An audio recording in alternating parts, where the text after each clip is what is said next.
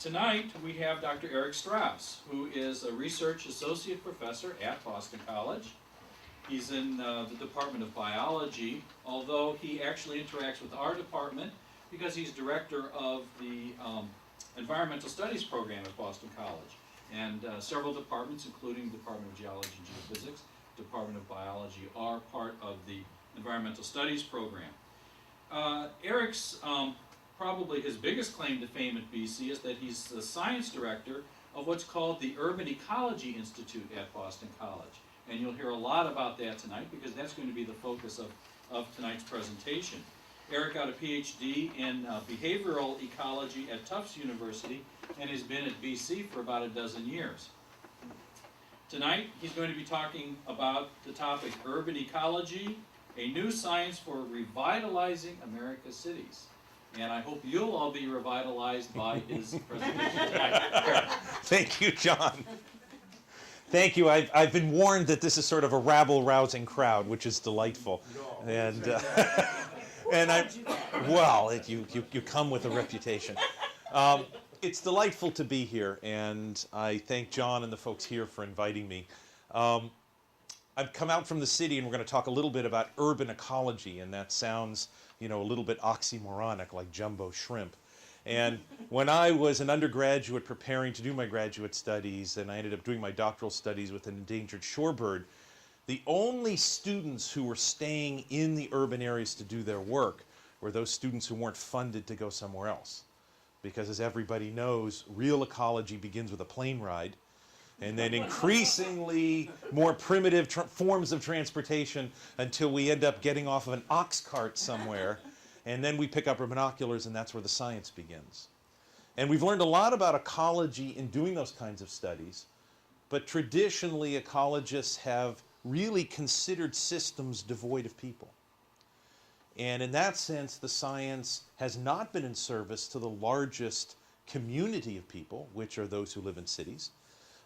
Nearly 75% of Americans live in urban areas. More than half the world's population live in cities. And that relationship is becoming even more intense. So as I began my teaching career at UMass Boston and then was recruited to Boston College to start an environmental program, it seemed to me that we had a rich ecological context. We had the highest densities of colleges and universities anywhere in the world in Boston, and yet very little of how Boston's urban ecosystem functions has been understood.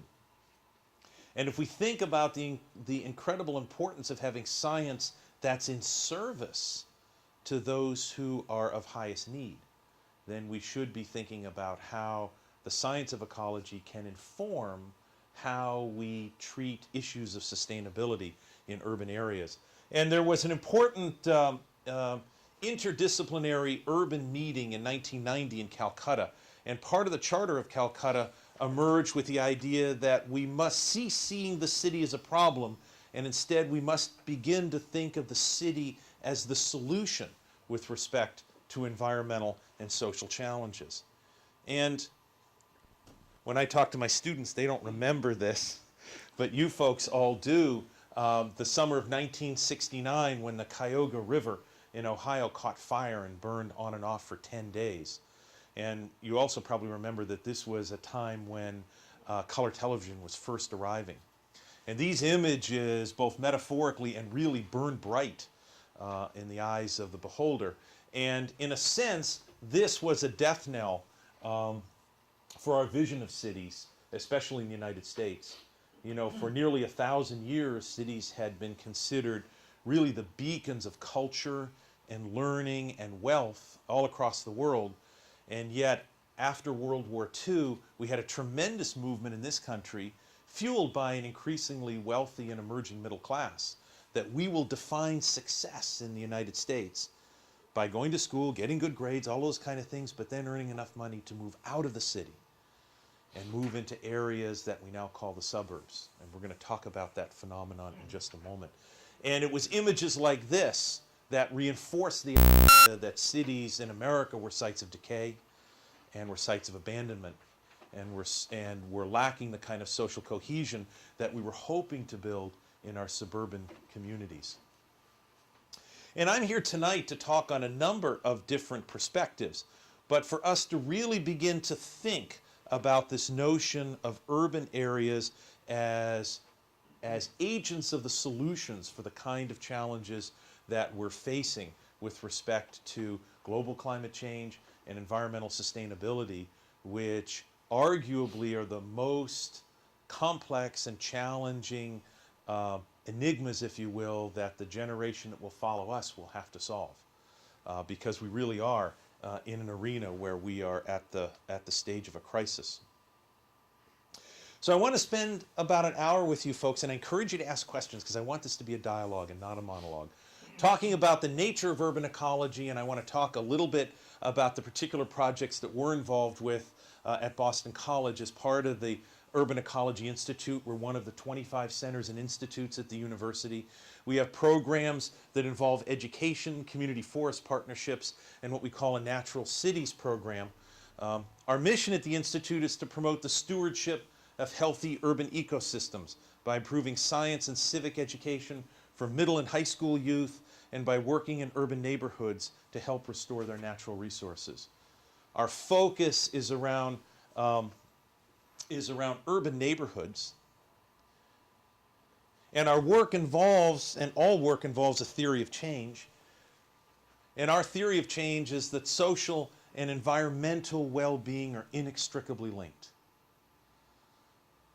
And unless we're able to bring together the natural sciences and the social sciences and community activists and issues around environmental justice and civil rights, and to bring all of those into a collective vision for healthy neighborhoods, we're not going to make the kind of transitions and transformations of these communities that are critical. And we're going to continue to see the kind of decay. And in some respects, the historical legacies that we've created at our universities in some ways exacerbate that problem. When John was kind enough to run down the litany of the things I do at the university, although I'm appointed within the Department of Biology, most of my work is with colleagues outside the department. And typically within universities, we're seated within our departments, we work within our departments, our consideration of our success is within these department perspectives, and yet the problems that we face and the challenges that we should be addressing are probably so new there haven't been time for departments of these problems to develop. Climate change, environmental degradation, and the disenfranchisement of neighborhoods are probably the biggest challenges that we're going to face. But we don't have yet the entrenched institutions that are organized to work directly with these problems. So we need to be interdisciplinary, we need to be entrepreneurial, we need to think outside the box, we need to be willing to take risks. And the colleagues that I work with at the Urban Ecology Institute and through this larger collaborative across the country are extraordinary folks to work with. And I want to share some of that enthusiasm with you tonight, and also suggest how you can, as citizens, recognize the kind of stewardship role that you can play. I've already talked a little bit about why we should care about cities, why we should focus on cities through the lens of ecology.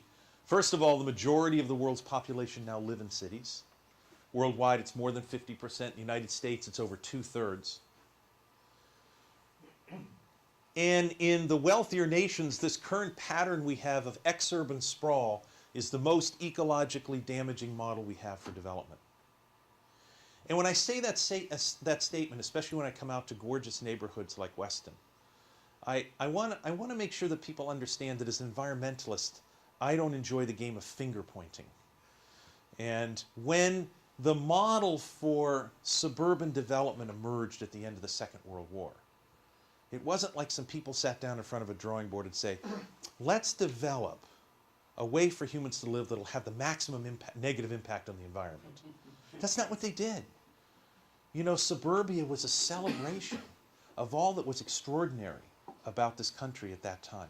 The rise of the middle class, the GI Bill, low interest loans to have houses, the idea that every American could at some point afford a house. It's an extraordinary vision, and one that makes this country an extraordinary place to live. But what we've seen over time is that the way in which land is consumed in suburban development strategies are incredibly expensive to maintain. They're almost entirely reliant on the automobile for transportation.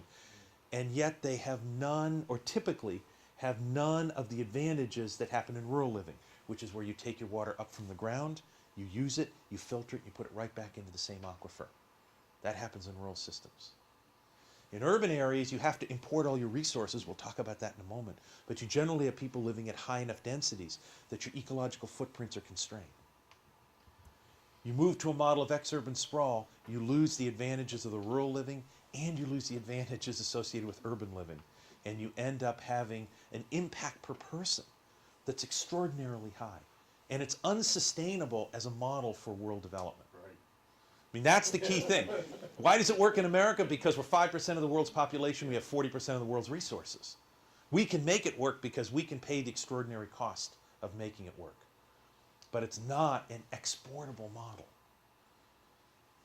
How do you define a city?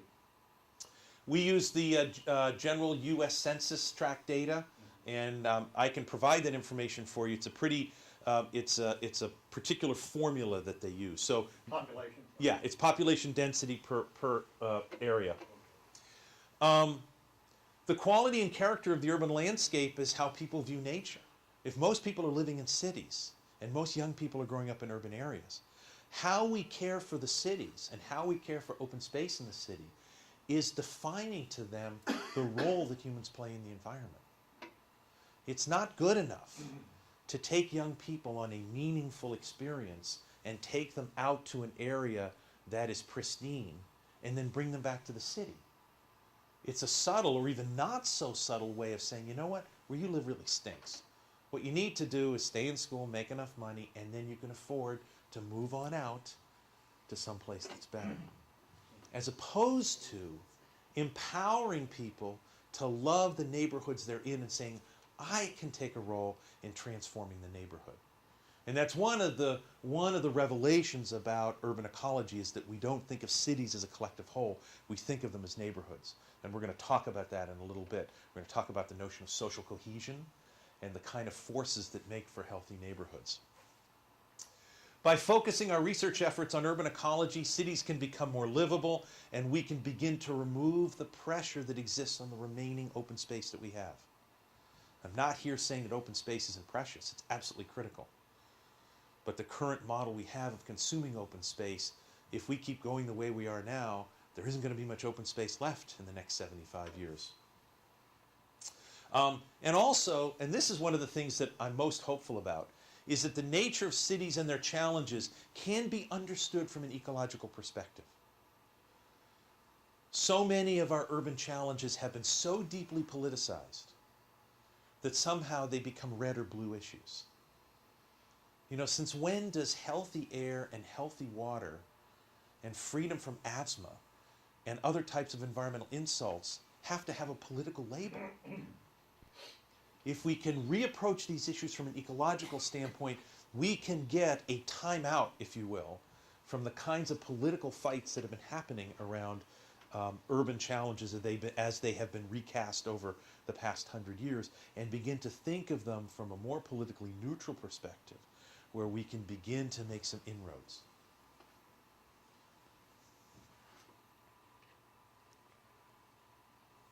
Where are you? There you are. You know, when I was growing up, the poster child for the giant city was Hong Kong.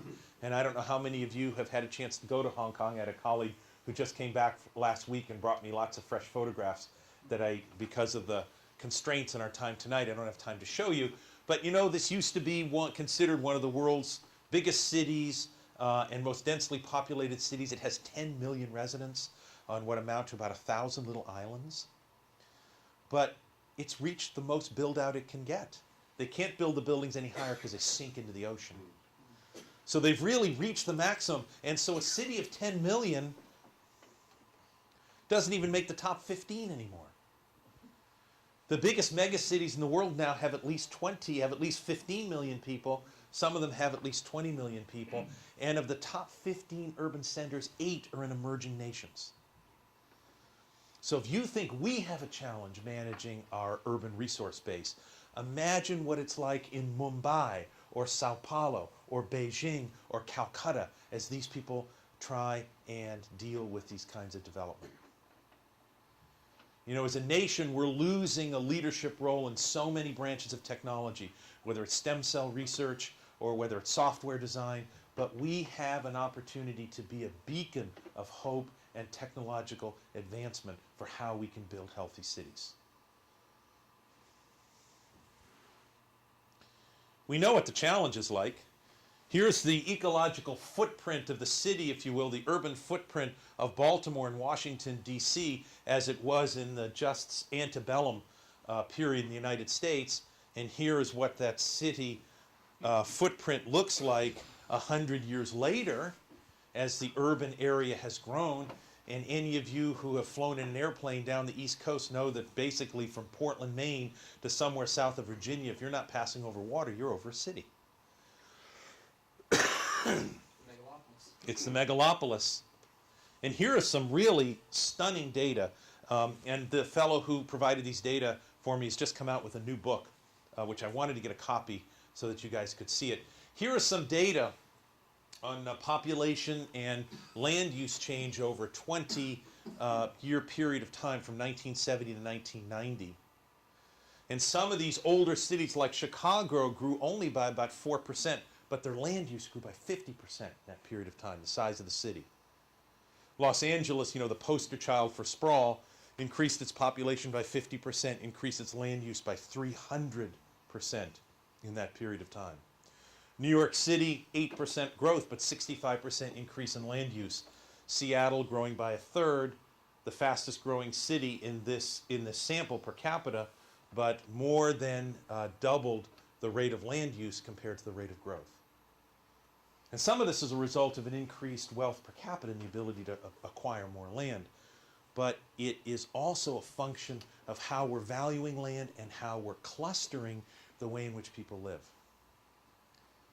And although we don't have as much time as I'd like tonight to talk about some of the social impacts, many of the great visions of what life in the suburbs would be like has not been realized. The kind of village connections that were hopeful. You know, most of suburbia are strip malls in which people are even less likely to know who their neighbors are than if they live in the city. And we're going to talk about that in just a moment. We know that associated with urbanization and the incredible technological revolution that's happened in North America has come at some cost. And we could pick any one of the things to measure. This happens to be greenhouse gas emissions. And we now have data that go back almost 400,000 years.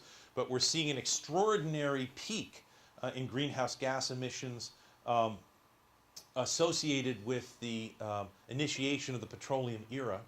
And we've seen nothing like it in the Earth's history. And here's where I want to make, I think, one of the more challenging working assumptions about cities. And many academics who are working in urban ecology now would argue that actually we are all urban dwellers. And let me help to formulate that thesis a little bit more richly, and we can chew on it maybe during a question period at the end. Here's an image from some trees, spruce and fir trees, that have been devastated by acid rain that has been produced from Rust Belt cities that were 1,000 miles away. And when we talk about the reach of cities, the city boundaries, the physical and political city boundaries are not the ecological boundaries that happen when we talk about cities. So not only did the pollution from these cities reach this mountainside, but so did the products of the cities. The products that the people are using in this community typically were probably not produced in that community. They're driving the cars that were built in the Rust Belt. They're using the technology. Or they're farmers producing food that gets shipped back into the city. You know, if you decided to have an orange or orange juice this morning, that orange wasn't produced here in Massachusetts, most likely, unless you have your own greenhouse. It came from California or Florida or Brazil, or more likely some of the emerging big orange growers, Iran, Turkey, Israel. They're finding out how incredibly profitable it is to sell oranges to the United States. Because we'll drink it in the form of juice, which is 3 times more expensive than eating the orange itself, and you get to use more of the oranges. So we have this kind of exchange of goods and services that reach way outside the boundaries of what we traditionally consider our industrial cities. And in that sense, we are all urban dwellers. And we'll come back to that. Let's take a moment to ponder what an ecosystem is. Because when we talk about cities, it gets a little bit more complicated because of the addition, the huge impact that humans have in shaping the ecosystem. When we think about ecosystems, we think much more romantically about a coral atoll in Micronesia. And there we see the saltwater, and we see the freshwater lagoon, and we see the freshwater habitat that's made possible by the corals. And we can have a sense of the boundaries of what it means to look at an ecosystem. I mean, all the organisms there make up that community. That community comprises a habitat. And the two together are considered the ecosystem. And the critical issue when we think of ecosystems is related to scale. And that scale is incredibly variable depending upon the question we're asking. And an ecosystem is entirely dependent upon the organism that's being considered. So if we're thinking about the mites that live off the oil secreted by the hairs that come out of your eyelashes, that come out of your eyelids, their world is entirely the base of that hair shaft. But if we're thinking about the sands of this ecosystem, if you were to take a shovel full of this sand, you would find radioactive fallout. You would find all kinds of chemicals that weren't produced here, but they were carried through the wind. I mean, you all remember the Chernobyl incident. We're about 20 years out from that event. There was a sense of us that, oh, it was horrible for the people in Europe, but we're safe. What was it, 10 or 12 days after the event, the farmers in Vermont were pouring out their milk because of the radioactive fallout that had landed on the grass. You know, and here's a state that is famous for its organic farming. Ben and Jerry's destroying their ice cream because of the impact. So this notion of globalism only enhances the importance of thinking hard about getting cities right. Because if a city isn't right, one of these megacities isn't right anywhere in the world, it's going to have an impact on us, even if we don't want it to have an impact. And when we think about urban settings, humans dominate the landscape, but just like every other organism, they're struggling to survive in an environment where resources are patchily distributed. And we see that all the time in other animal systems, in human systems. Here we see in the Boston Public Garden, we have a homeless person sitting on the bench next to one of the most expensive hotels in the city. Huge variation in the resource base of this person sitting here and that person sitting in there. But I said, I'm not coming here as a politician, not using this as a lever. I'm talking about it from an ecological perspective. So when we begin to think about how we bring what appears to be a disparate strategic approach of thinking ecologically about human-dominated ecosystems, we need to begin to accept the role that we have as an integrated species within a system. And we have incredible power because of our ability to manipulate the environment and manipulate technology. So urban ecology is a blending of scientific approaches and cultures.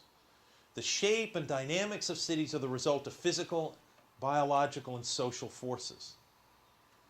And as my colleague Morgan Grove, who works for the U.S. Forest Service and recently won a Presidential Young Investigators Award, he's a social scientist working for the Forest Service studying urban ecology.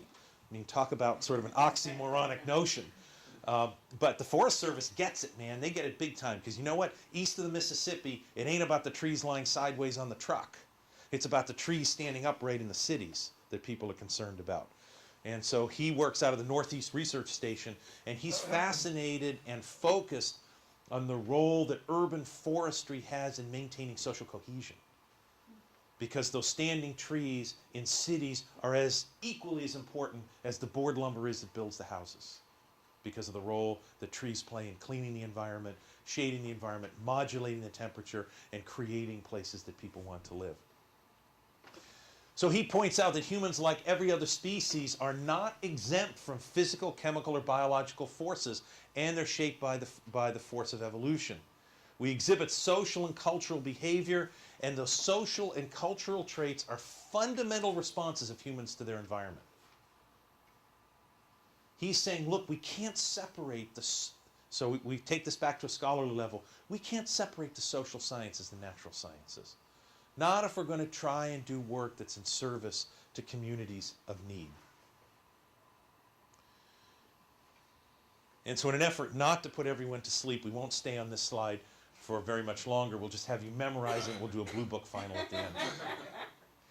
So if we were to take this word, the city, away and put up instead that coral atoll, we would think about the standard biogeophysical drivers that are responsible for making those ecosystems work. The flow of energy, the cycling of matter, the community composition of the species that live there, which lead then to issues of primary production and population and organic material and nutrients and disturbance. That's what makes the system work. But in human-dominated landscapes, the socioeconomic drivers, like the flow of information among humans, the cultural values and perceptions, those institutions and organizations which give rise to the patterns of human activity, like demography and economic patterns and power hierarchies and the designed environment, have just as much an impact on the ecological sustainability of the city as do these biogeophysical drivers. And if these two communities don't talk to each other, and more importantly, don't recognize the residents of cities as stakeholders in this conversation, then sadly, and I use the term pejoratively, this whole process will be an academic exercise and not ultimately be in service to communities.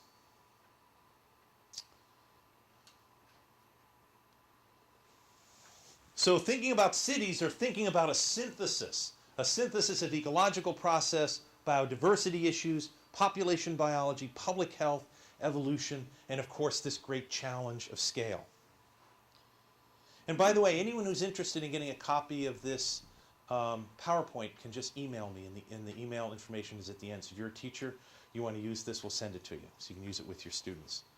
There's at least 3,000 students across the city of Boston who are now taking urban ecology courses, and we're writing a textbook for this, which will be the first of its kind. Let's talk specifically about a couple of projects. We're going to talk about an urban forestry project, and we're going to talk about some of our educational research programs, so you can get an idea of how we bring these ideas together. The Urban Ecology Institute is the lead institution on a group called the Urban Forest Coalition. And within this coalition, we're working on issues of public awareness and advocacy, research and strategic planning around green space in cities, and urban forest inventories. From the social sciences all the way through to the natural sciences, it might surprise you, but probably not, that prior to about a year and a half ago, we didn't know how many trees there were in the city of Boston. The city of Brookline thought there were 3 times more than they actually had when we actually went and counted them, but nobody really had an idea. And remember, this is a city that has the highest density of colleges and universities of any city in the world. So we have the most privilege with respect to data gathering. Really no idea how many trees we have. City of Boston has 1 forester to manage the city of Boston. And basically their team comes out when something falls on top of a car.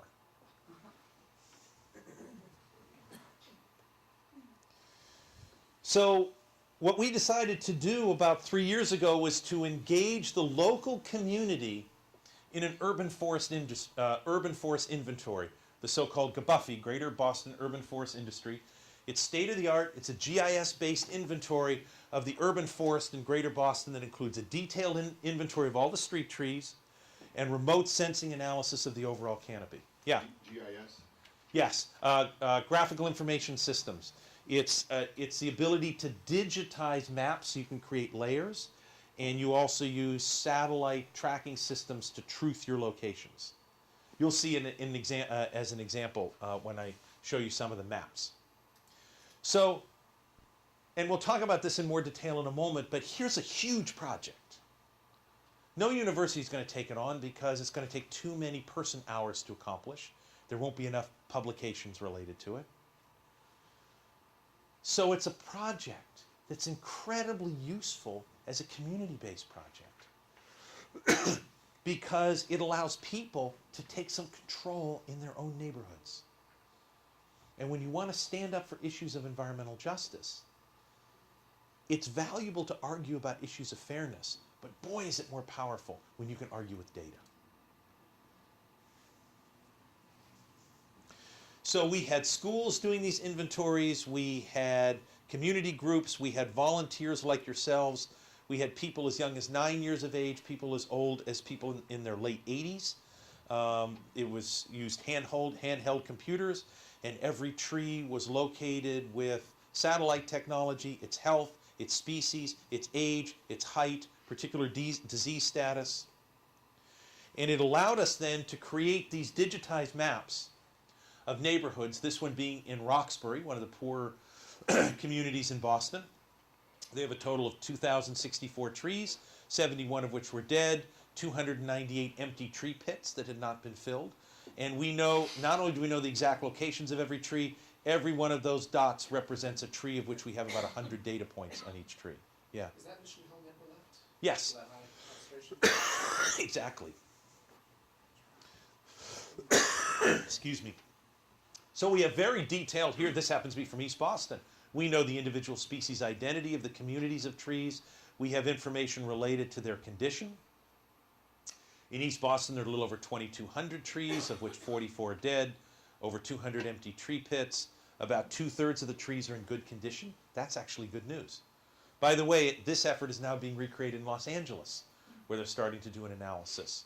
And they have a huge problem there because they planted all these palms to make Los Angeles look like Los Angeles. Of course, the palms aren't actually native to North America, and so they don't last very long and they don't do what you're supposed to do. So So if you had someone as young as 9 or as old as 88 going out doing this, how would they be able to identify the specific species of trees? that's a great question.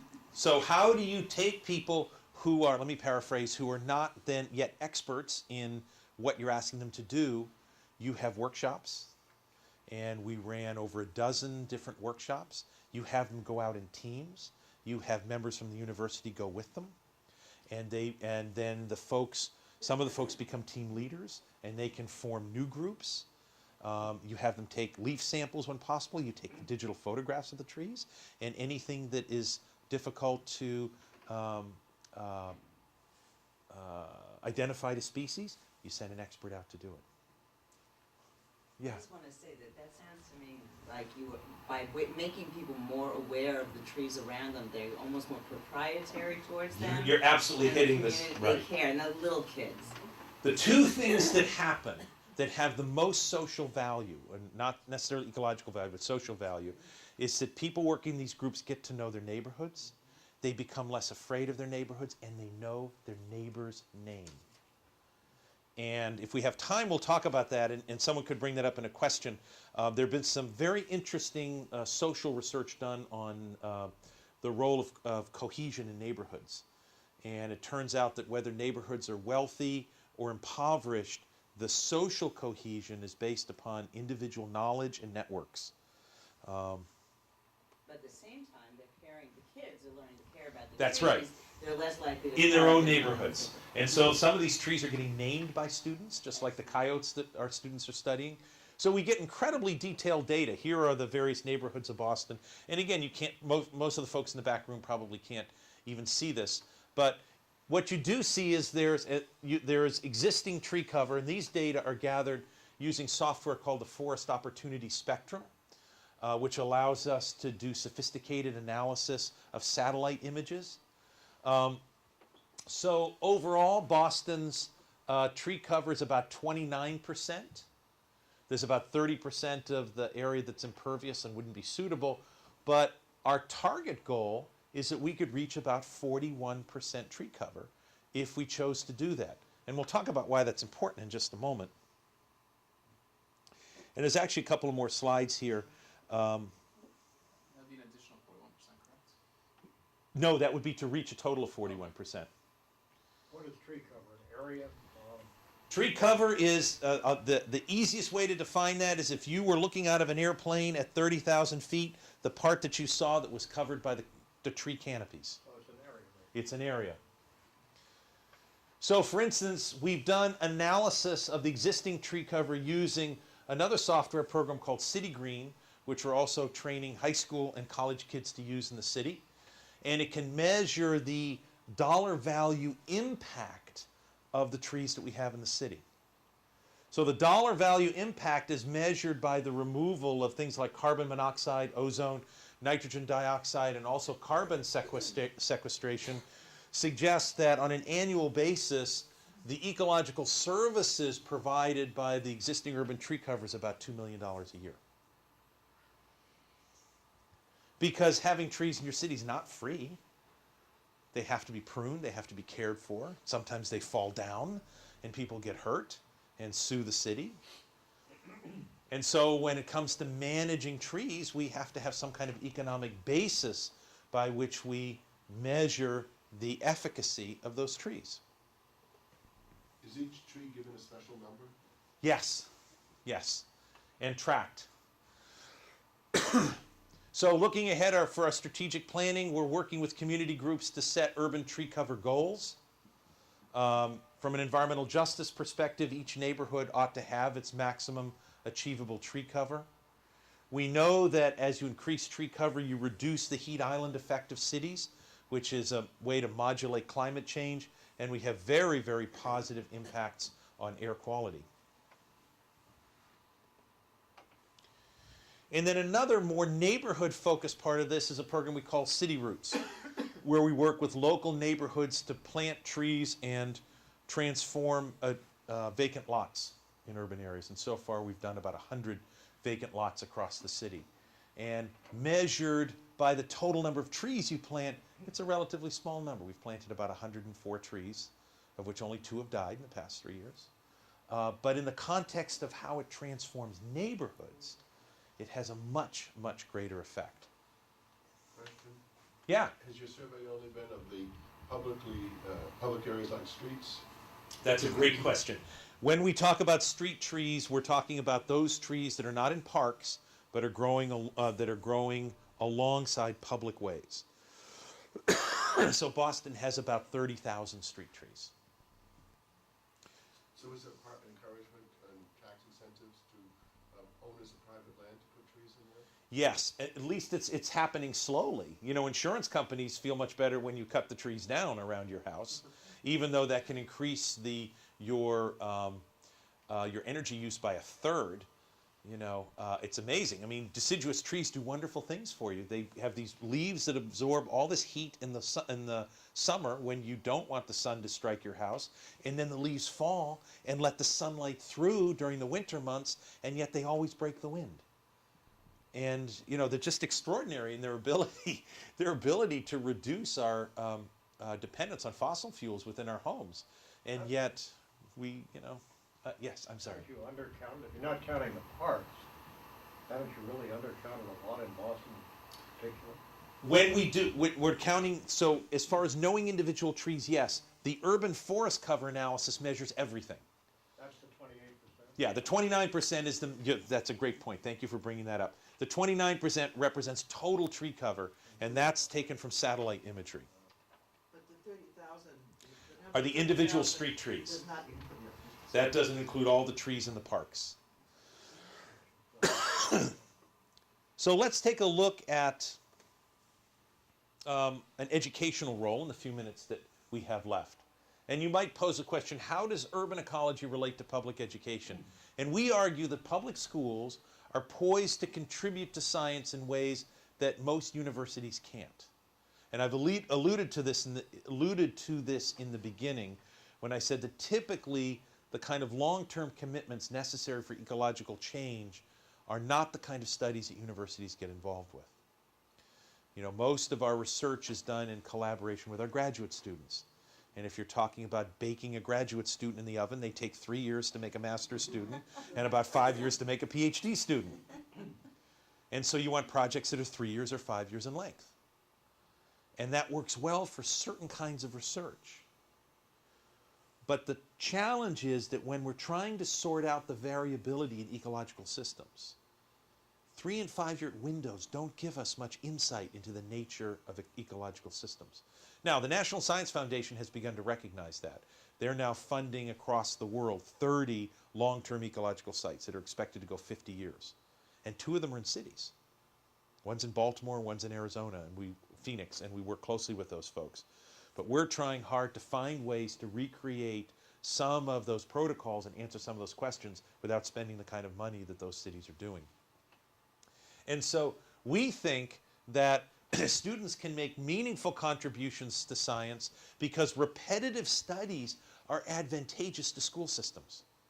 So a school system invests in training their teachers to be involved with this kind of science. They don't want it to end in 3 years. They want to be able to have a whole generation of teachers contributing to this kind of research. It was the model behind the Massachusetts Biodiversity Days, which lasted some number of years until the funding at the state level dried up. Here are just some data, the data of which are not that important, but this is part of the doctoral research I did on the reproductive success of piping plovers, an endangered shorebird that lives down in the Cape. We ended up doing this study for 20 years. I was at 4 different universities while that work was being done. Some years we had funding, some years we didn't, but we had community groups and high school kids committed to the work. So we were always able to gather the research data. When we had big grant years, boy, those are years we bought research trucks, we bought cameras, we bought spotting scopes, binoculars, the things we needed. Years we didn't have a lot of funding, well, we needed gas to run the vehicles, but we had the equipment. So we could do long-term studies. And so I'm a big believer in the involvement of the community. One, it adds to the efficacy of the work that's being done, but I think more importantly, it gives the community a sense of the role that they can play. So in 1998, when I was approached by a couple of environmental lawyers, one was Charlie Lord, who is currently the executive director of the Urban Ecology Institute. One was Max Kennedy, Robert F. Kennedy's youngest son. Both of them had been lawyers and working in impoverished communities and were frustrated by the lack of opportunities for young people. And I had just written a successful biology textbook and had a television series that had been launched on ecological systems. And we were introduced by a colleague, and the 3 of us were thinking, maybe we could take this model and make it work in a city.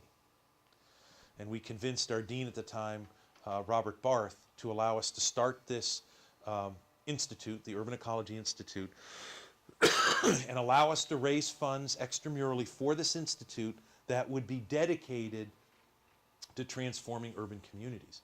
And that was 8 years ago now. And you know, as they say, the rest is sort of history. But this model that we developed began with an education program that felt that we could help change the way science was being taught, especially in urban areas, by bringing in open-ended questions and by bringing in long-term field studies that would be linked to classrooms in the 6th through the 12th grade in both in-school and after-school components. We currently have over 3,000 students in the metro Boston area who are working on this project. They're collecting and analyzing data.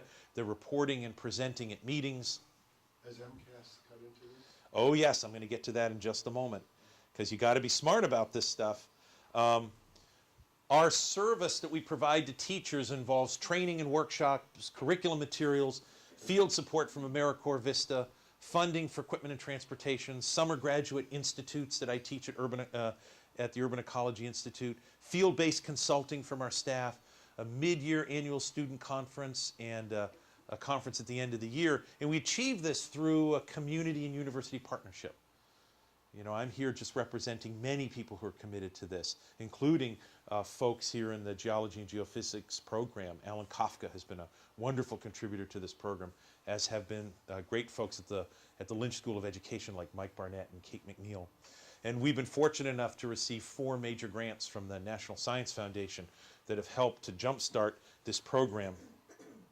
And so you ask the question, you know, what does it do for us? And I'm going to jump ahead here, given the time, and go right to program assessment. We've assessed our program on its impact on students measured with respect to 3 themes: their increased intellectual and social self-confidence, their understanding of the scientific method, and increased stewardship and civic leadership. Our assessment methods include a science attitude inventory survey, teacher interviews, student focus group interviews, and analysis of annual student research conference presentations.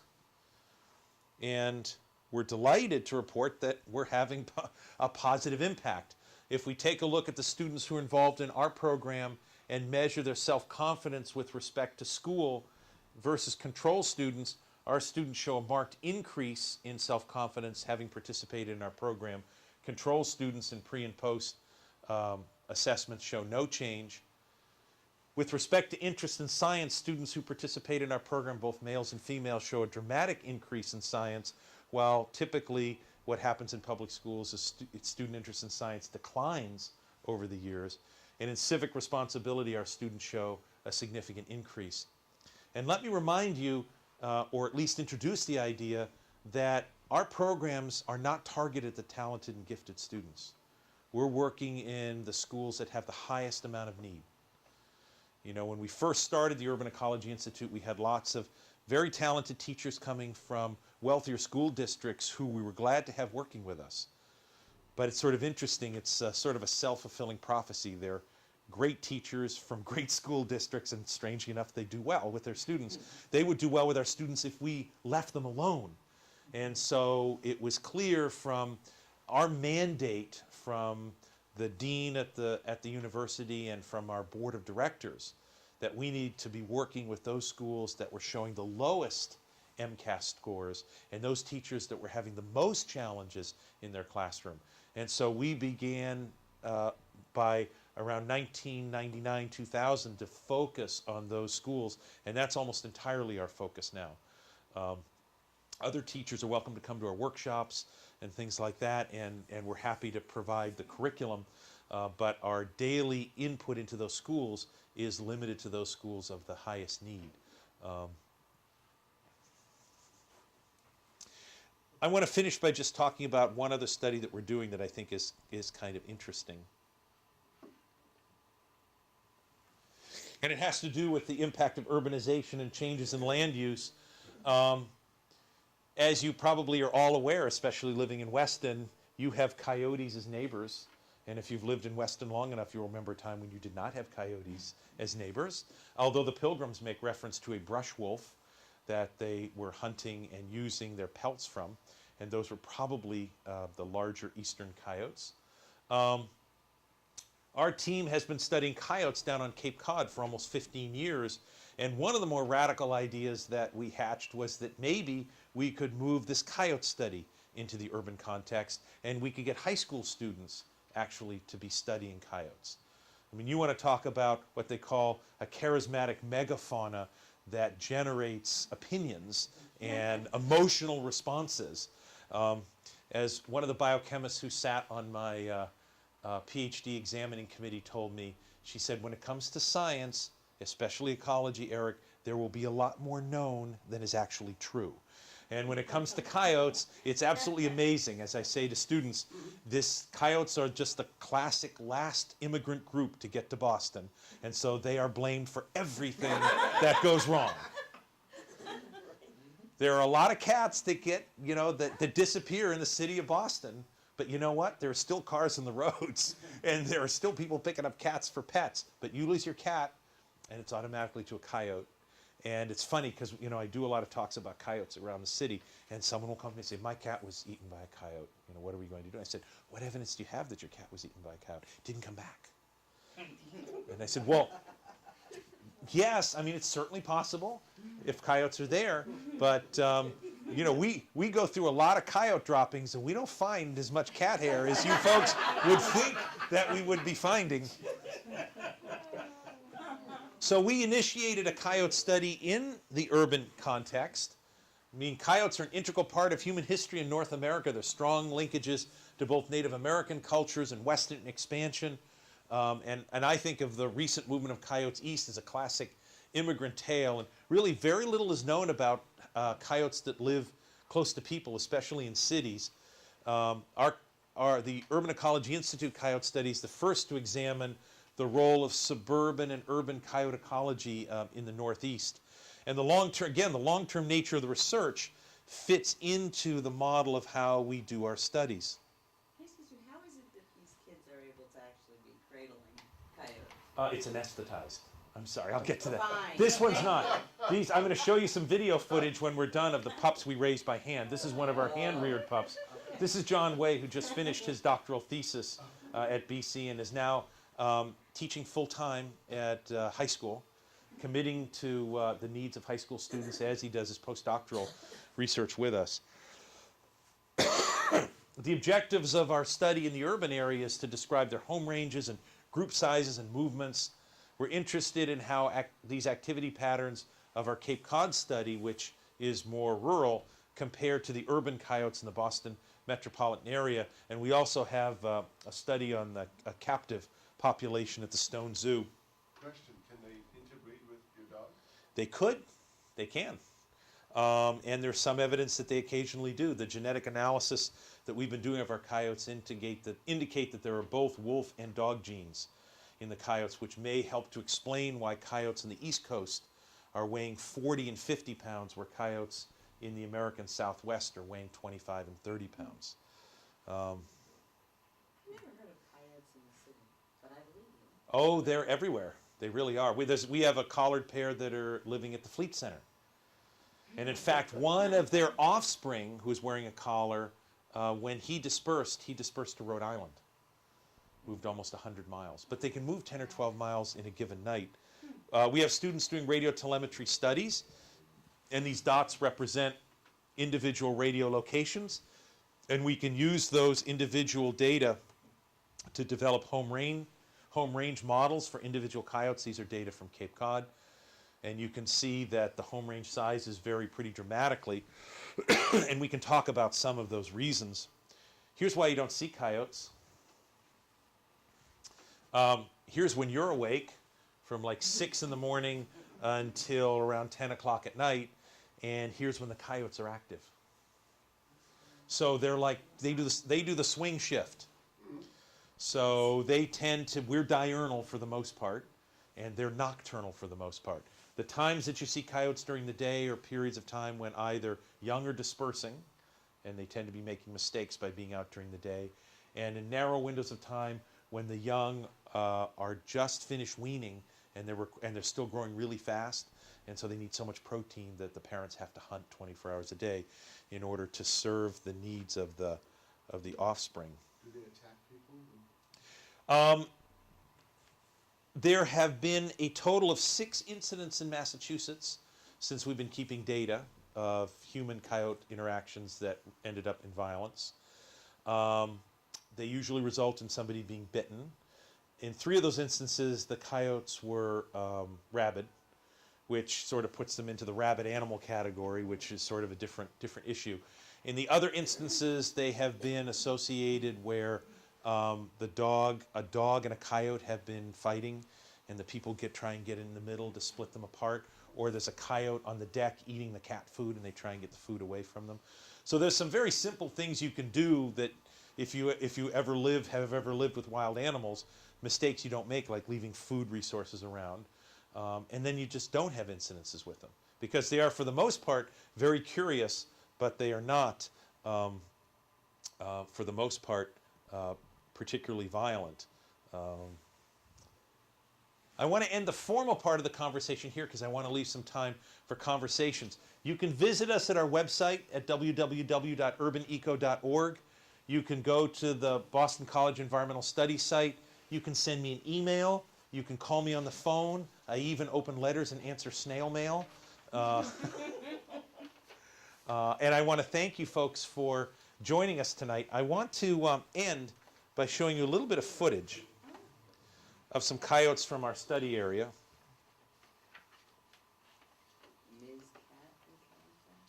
How large are their litters?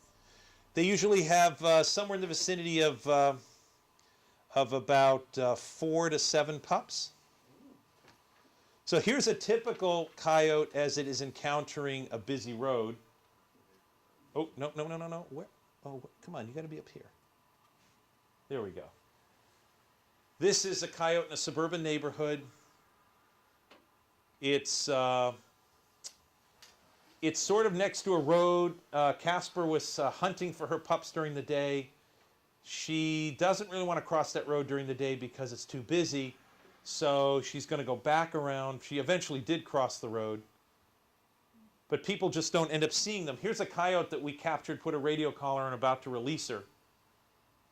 And we generally do the releasing right about at the end of the day. We capture them. They tend to be captured early in the morning. They're sedated. We bring them to the veterinary clinic with the students. We take blood samples, all these kind of things, fit the radio collar, and then wait for the whole day to go by so that the anesthesia wears off, and then release her. Here's something I want to bring up to you. Here's some video footage of a coyote-cat interaction. This was from 7 years ago. And this is one of our radio-collared coyotes, and here's a cat. Not necessarily the world's brightest cat. Cat's grooming itself. Coyote's going, this is interesting.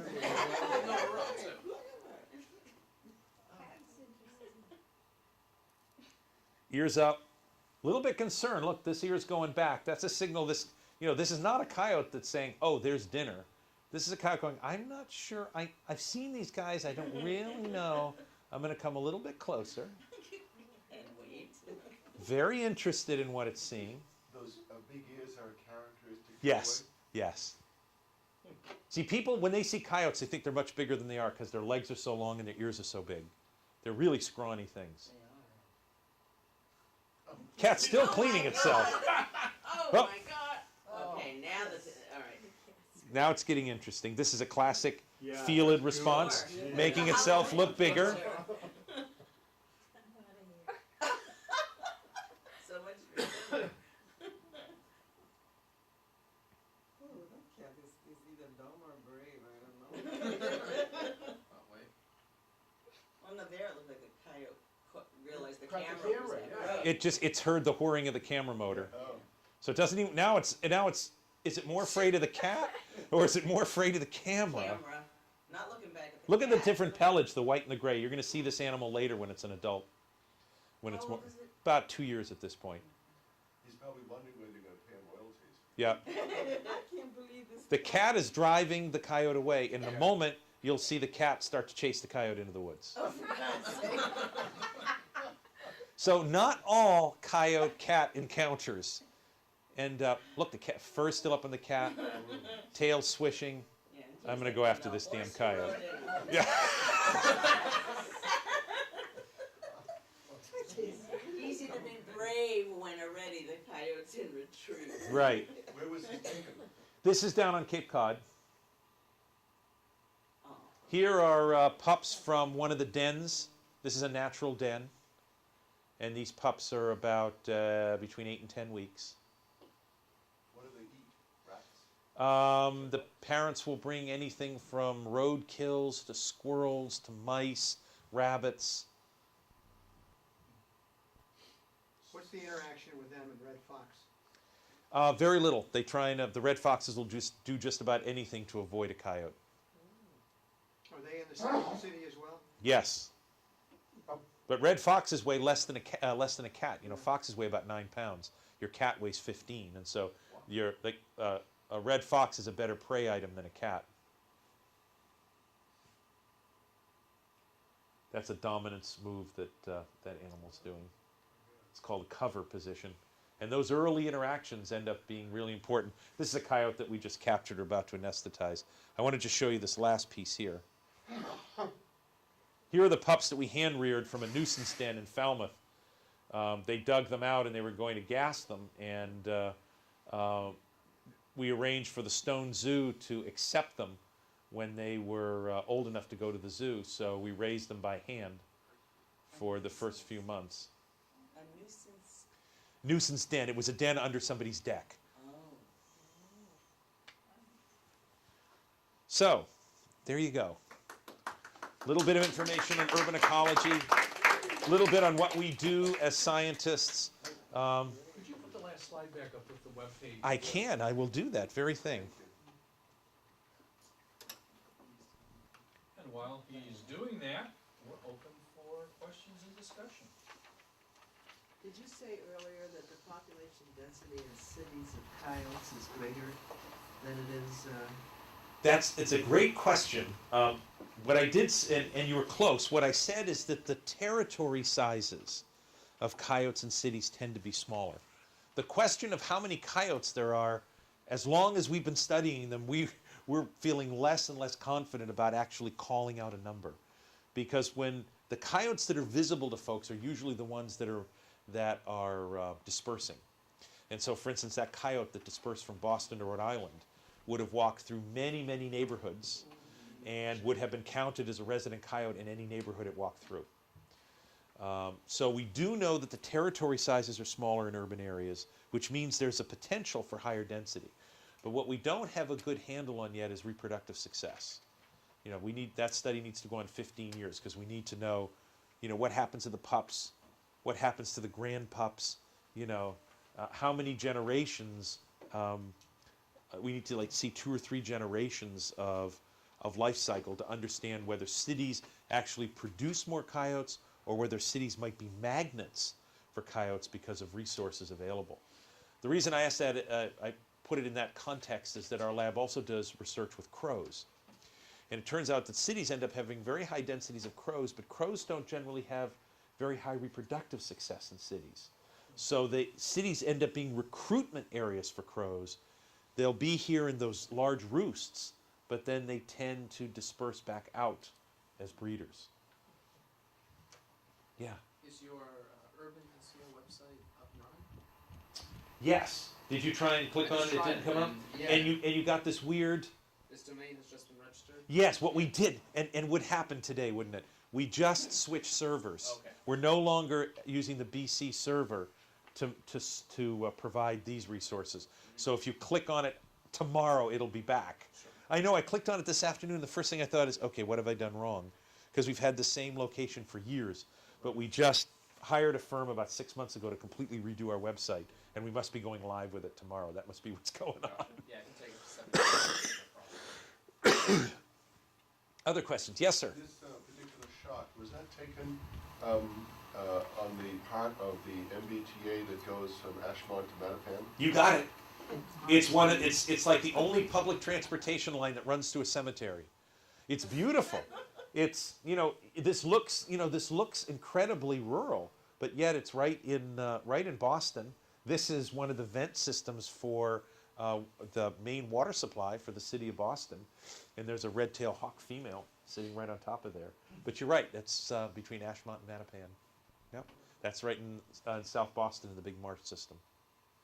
Another question, if you're walking in the western woods and you meet a little critter, like a coyote, and you're by yourself, and you're carrying a stick, you're okay? Unless it's rabid? I think you're okay under any condition. Now, if the animal's rabid, then you may have a challenge, but chances are you're going to recognize some very strange behavior. In general, people tend to consider coyotes more of a risk because coyotes are so curious. And people have reported being stalked by coyotes.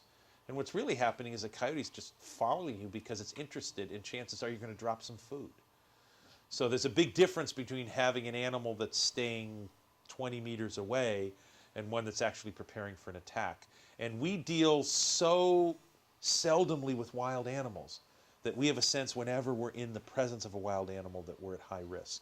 And they don't come in packs? They'll come in family groups. And in fact, the howling that you hear, when you hear howling at night, that tends to be adults returning, and that's the greeting signals that they do with the young. That's their celebration, that's their jubilation. Yeah, in the back. Well, just on what coyotes will do, last winter, coyotes took down a deer near my house. During the winter? Yeah, well, yeah, late winter, early spring. But they took it right down on the driveway. Was it during, was the deer yarded up because of snow, or? I don't think so. Was it a young deer? The deer was taken away by the time I got around to Interesting. taking away. We're hoping that coyotes will have a positive influence in regulating deer population. Another project our group works in is in the Lyme disease system. And one of the reasons these zoonotic diseases are at such high risk in these suburban areas is that we've removed all of our top order predators. You know, an area like Weston 150 years ago would have had mountain lions, or catamounts as you call them here. They would have brown bears or black bears. They would have had wolves, and they probably had fishers and martens. You still have fishers. Yep, we catch fishers in our traps. I was about to say that fishers about the only thing you've got left that'll take a medium-sized mammal, and certainly, you know, fishers aren't much of a risk to deer. One other quick question. Sure. Early on, you showed 2 slides with the change in density for Philadelphia and Washington. Washington, Baltimore, yeah. What's the resource for those slides? Those are U.S. Geologic Survey, I'm pretty sure, yeah. I think those are government data, and if you send me an email, I'll find out for you and send it back. Yeah. I can understand why the tree planting and so on relates to the science for revitalizing American cities, but where do the coyotes come in? Are you going to put more coyotes in the... No, it's not an issue, and that's a great question, and because we're trying to cover too much in too little time, I didn't build that part of the story as well. I think that having a deep understanding of wildlife in urban areas is going to help us, in general, manage our cities better. Because one of the responses that humans tend to have in urbanized areas to wildlife is to figure out strategies to get rid of them. And I think there's an intermediate position with respect to management of these species. Because we know that in certain areas, when coyotes move in, they do have an impact on wild cat populations or feral cat populations. And as you reduce feral cat populations, you bring up ground nesting bird populations. And as you bring up ground nesting bird populations, you increase the predatory threat to insects, which can, in effect, lower human risk to zoonotic disease. How does it relate to rats? Coyotes will certainly eat rats if they can get them. Well, so will feral cats. Yeah, but feral cats, you know, rats and a cat can be can be a pretty equal undertaking. Yeah. Could, if it's true then that these coyotes are living in urban areas and they do eat rats and mice like that, is it possible that you would work with the rodent control agencies in the city to have protected little homes for the coyotes, since they would be able to get the rats? Well, I would hope we would come to a point where we would consider coyotes and other larger fauna as urban resources, and we would provide protected areas for them, because I think on balance their impact is positive. And whether it's removal of rats or ultimately reduction in zoonotic disease risk, I think you're always going to have what we call rogue animals that have to be managed individually and may have to be removed from systems. But, you know, I forward the thesis that they have been persecuting coyotes for 150 years in the American West, and there are no fewer coyotes. You know, they're incredibly good at out-reproducing our ability to poison, shoot, trap, and remove them. Although I will say that 3 of the radio-collared coyotes that we captured and released north of Boston, associated with Revere High School, the Revere High School project, were poisoned by people who knew their whereabouts. So. You're in for an immense educational effort. It is an immense educational effort, and we're starting with one of the most complicated animals, and I think that makes sense. Let's start with the ones that cause the most concern within a community. And in some respects, it means giving up some of our, you know, sort of Disney-esque ideas about animals, but we can also capture a more realistic view of what the ecological services are of the wildlands and wild creatures that we have in urban areas. So you're also studying deer. That's probably the chief concern. Concern both ways. Plus and Well, minus. certainly in suburban areas, the impact of deer are extraordinary, and there's no, you know, there are no top order predators for the most part, and because of the density of housing is too high, you don't have traditional forms of harvesting. Now, the township of Princeton a few years ago, it got so bad there where they were having as many as 300 car deer strikes per year. And by the way, there are, Harvesting. yeah, they started to harvest deer with bow and arrow right downtown. You know, they had tree stands put onto the power lines, Well, I the think power they line do it in poles. Weston.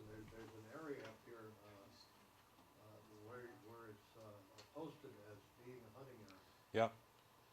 Nationwide, there's nearly 300,000 deer automobile strikes per year that kill about 800 people a year. So the most dangerous wildlife in America are white-tailed deer. But it's always related to a deer car strike. Yeah. Are you finding that, or is it too soon to tell, these kids, you're introducing them into environmental and ecological concerns and taking care of things. Are you finding that they're starting to turn towards science as far as beyond high school? Yeah, we have additional programs that we started, like the Leah Mentors program, which is a funded program for these students who graduate from this program to become mentors to younger students.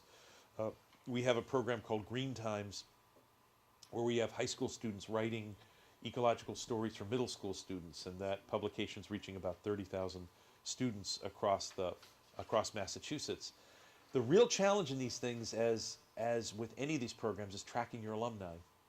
You know, especially some of these kids are from very poor neighborhoods and families that move a lot. In the Boston Public Schools, there's 40% turnover in students from the time a student enters as a freshman and leaves as a senior. So the probability that a student will even be in the same school is only 50%. And so it's forced us, in the first schools we were working in, we developed these intricate 4-year programs, which we still have. But what we really need are modules that can be taught in 2 weeks and 4 weeks, because we may only get the student for half a year before they move to another school, or the family has them moving to another city. Yeah. Seeing the red-tailed hawk there reminds me, excuse me, I used to live in the South End for a number of years. Wonderful. And I walked in the Franklin Square Yep. area, and one afternoon, I was there, and all of a sudden, all the pigeons grew very quiet. And I looked, and there was a hawk that had gotten hold of one of them, and it was having a lunch. And so I'm just wondering, is that an indication of future directions of your project, that you'll be possible creating?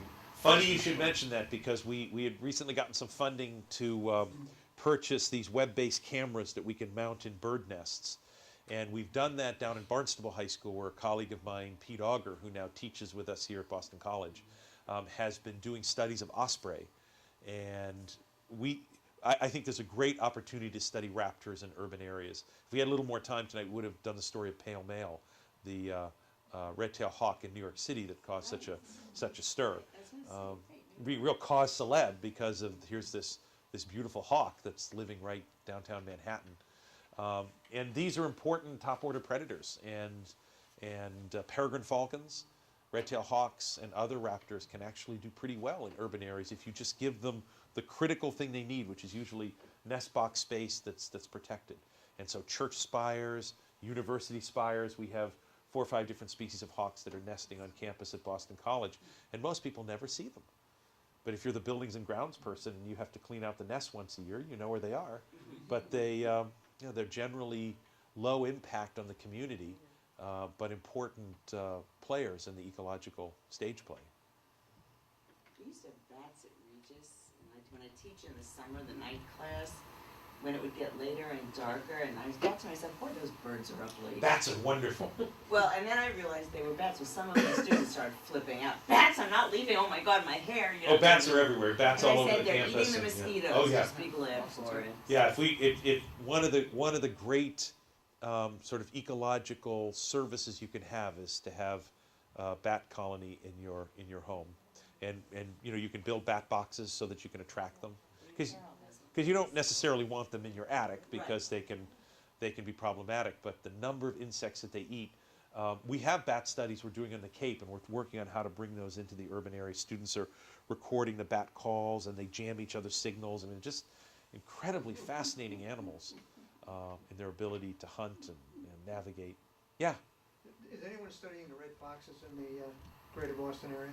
No one particular, and I think it's a fascinating question because the anecdotal evidence suggests that their populations are declining.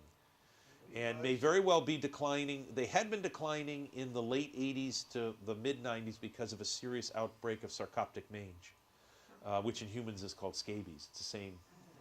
As someone who works with canids, who has managed to catch that, I had to learn that.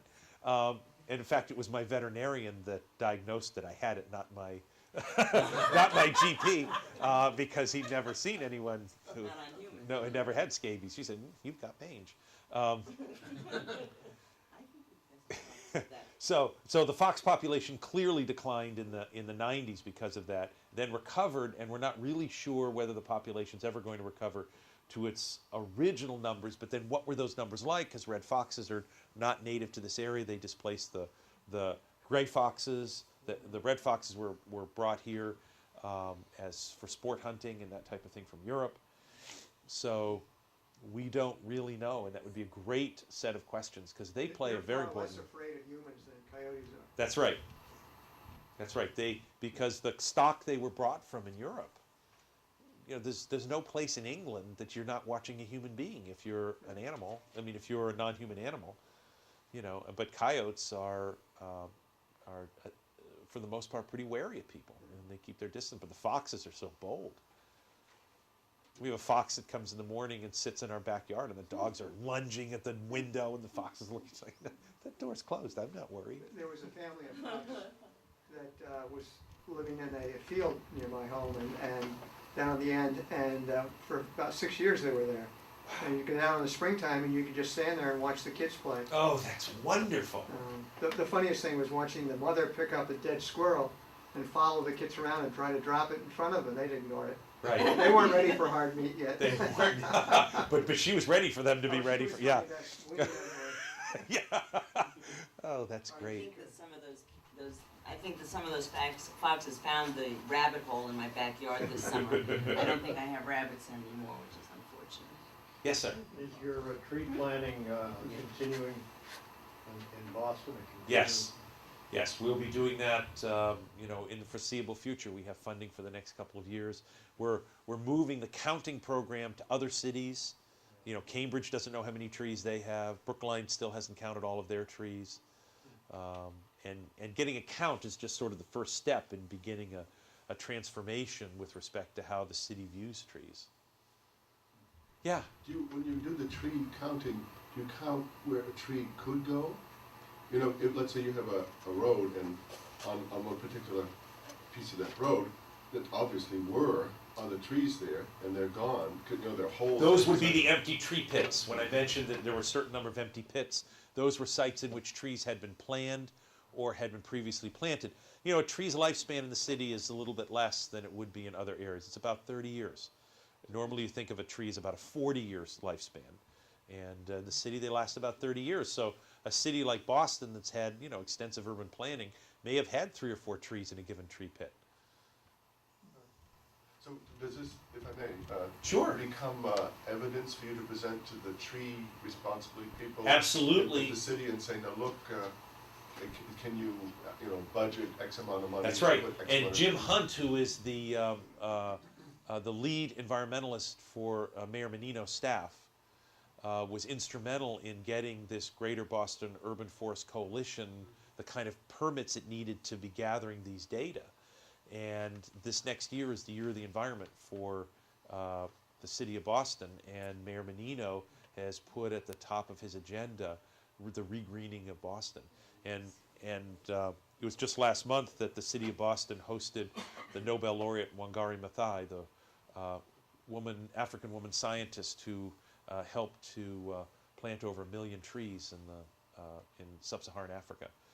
And it was a wonderful night of celebration at Quincy Market, where she came and talked, and the mayor was there, and he made this pledge to commit to additional tree planting, because it's such a cost-effective intervention. It's a politically neutral, cost-effective way of improving the environmental health of your community. There's such little downside if you plant the right species of trees. Yeah. That actually leads to my question. Do you know if they're doing any of this work in cities like Brussels or Bombay or? Yes, other cities, in fact, among leaders in Africa with help from the World Health Organization and Agency for International Development to plant hundreds of millions of trees in Africa because it just has such an enormous impact. And so many of the communities are dependent on trees not just for their cleansing and cultural capacity, but literally for the tree products that they produce. And you know, the famines in the African continent have resulted in people spending about a century and a half denuding Africa without replanting the trees.